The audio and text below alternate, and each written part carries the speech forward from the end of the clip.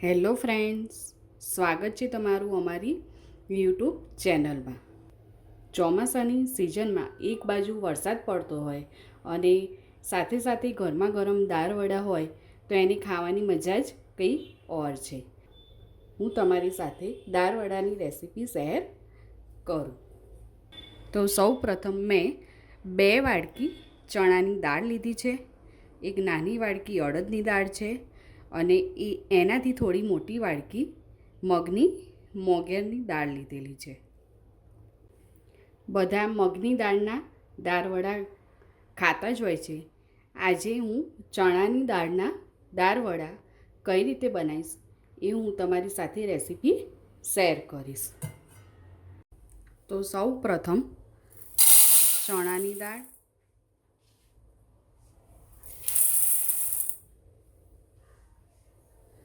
મગની મોગેર અને અડદની દાળ, આ બધી દાળને હું 3 થી 4 વાર પાણીથી ધોઈ દઈશ.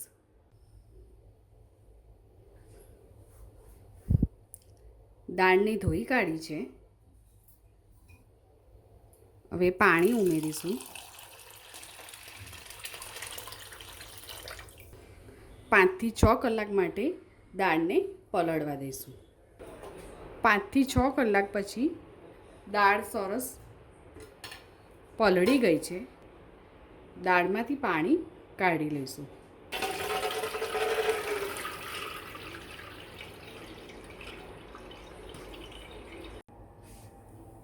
દાળમાંથી પાણી નિતારીને મિક્સર જારમાં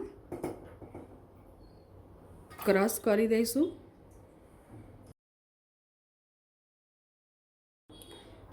થોડું થોડું પાણી ઉમેરતા જઈશું અને ક્રશ કરતા જઈશું. દાળ વડાનું ખીરું ક્રશ કરી દીધું છે. તો એકદમ ઝીણું નહીં પણ કરકરું રાખવાનું છે. 6-7 લીલા મરચાંના ટુકડા, લસણની કળી 10 થી 12 છે અને એક ટુકડો એ આદુને છે જે ઝીણો કટ કરેલો છે. હવે આને પણ મિક્સર જારમાં આપણે ક્રશ કરી દઈશું.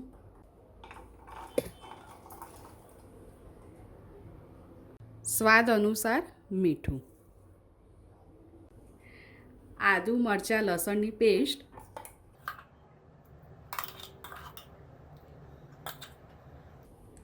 એક ચમચી પલાળેલી દાળ છે,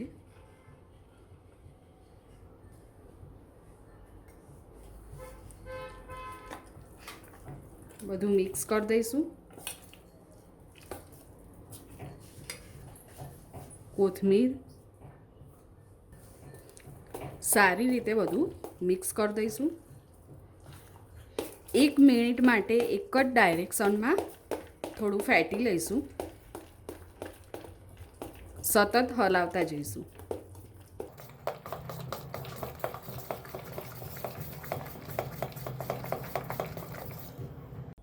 દાળવડાનું બેટર ઠીક જ રાખવાનું છે કે આવી રીતે આપણા દાળવડા પડી શકે.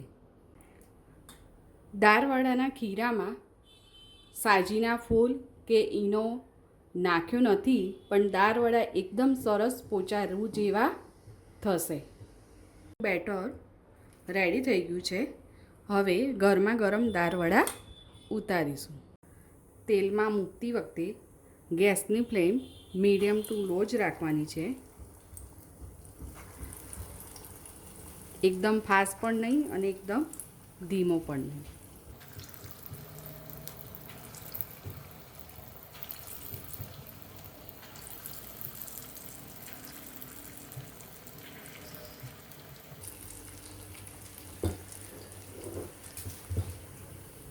દાળવડા ધીમે ધીમે જ ઉપર આવી જશે. વચ્ચે એકવાર ફેરવી દઈશું. તળતી વખતે પણ ગેસની ફ્લેમ મીડિયમ ટુ લો જ રાખવાની છે. દાળવડા ગોલ્ડન બ્રાઉન થાય ત્યાં સુધી આપણે એને થવા દઈશું. સરસ એવા દાળવડા નો કલર આવી ગયો છે. હવે બહાર કાઢી લઈશું.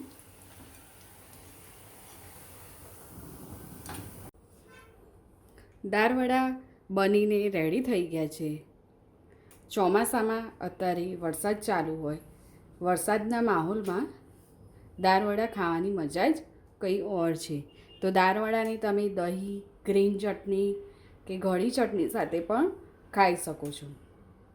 લીલા મરચાં અને ડુંગળી સાથે દાળવડા ખાવાની મજા પડે છે. એકદમ સરસ ક્રિસ્પી અને સરસ પોચા રૂ જેવા અંદરથી જાળીદાર દાળવડા બનીને રેડી થઈ ગયા છે.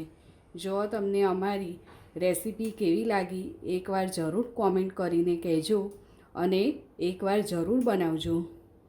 અમારી ચેનલને લાઈક અને શેર જરૂર કરજો.